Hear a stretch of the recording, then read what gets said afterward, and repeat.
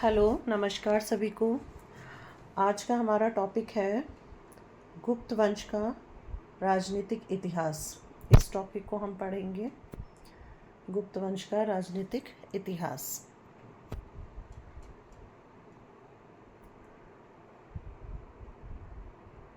मौर्य साम्राज्य के विघटन के बाद उत्तर भारत में लगभग 500 वर्षों तक किसी भी शक्तिशाली राज्य का उदय नहीं हो सका था।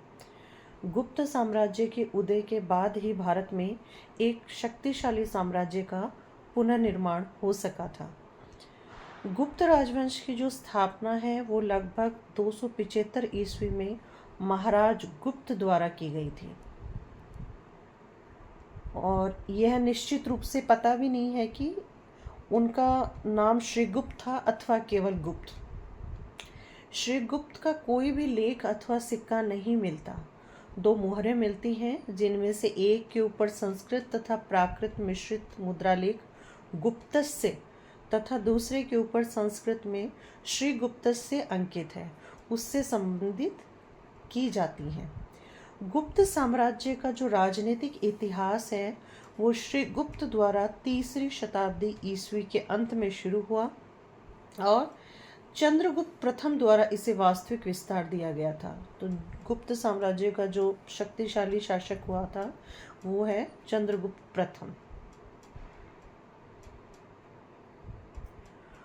गुप्त काल को भारतीय इतिहास का स्वर्ण युग कहा जाता है, जिसने कला, साहित्य और विज्ञान और प्रशासन के क्षेत्र में अभूतपूर्व प्रगति की। गुप्त वंश की जो वंशावली है वो इस प्रकार है। जो गुप्त वंश के शासक रहे हुए हैं वो हैं श्रीगुप्त, गुप्त वंश के संस्थापक। फिर सेकंड नंबर पे है घटोत्कच। तो जो घटोत्कच हैं वो श्रीगुप्त के पुत्र और उत्तराधिकारी थे। फिर हैं चंद्रगुप्त प्रथम। तो जो चंद्रगुप्त प्रथम हैं वो गुप्त साम्राज्य के पहले प्रतापी राजा हुए जिन्होंने साम्राज्य की नींव रखी। फिर है समुद्रगुप्त, गुप्त वंश के सबसे महान शासक, जिन्हें भारत का नेपोलियन भी कहा जाता है। फिर है रामगुप्त। तो समुद्रगुप्त के बाद एक अयोग्य शासक हुए हैं रामगुप्त।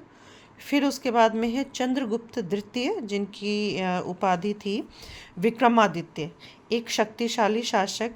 इन्होंने शकों को पराजित किया और विक्रमादित्य की उपाधि धारण की। कुमारगुप्त प्रथम, एक शक्तिशाली शासक जिनके शासनकाल में कला और साहित्य का विकास हुआ।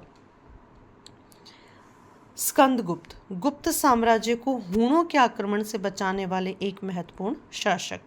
पुरुगुप्त, ये स्कंदगुप्त के बाद के शासक हुए हैं, इनकी कोई खास उपलब्धि नहीं है। फिर हैं कुमारगुप्त द्वितीय, पुरुगुप्त के बाद शासक बने।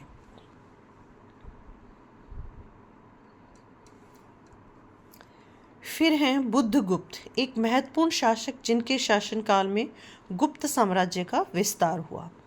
नरसिंहगुप्त, गुप्त वंश के अंतिम शक्तिशाली शासकों में से एक हैं नरसिंहगुप्त। लास्ट जो आखिरी शासक हुए हैं गुप्त वंश के वो हैं विष्णुगुप्त, गुप्त वंश का अंतिम शासक। विभिन्न स्रोतों में अंतिम शासक के रूप में स्कंदगुप्त या कुमारगुप्त तृतीय का भी उल्लेख हमें मिलता है, लेकिन विष्णुगुप्त को आमतौर पर अंतिम मान्यता प्राप्त शासक माना जाता है। अंत में हूणों के आक्रमण, आंतरिक राजनीतिक अस्थिरता और आंतरिक विद्रोह के कारण 550 ईस्वी तक गुप्त साम्राज्य का पतन हो गया था। Thank you.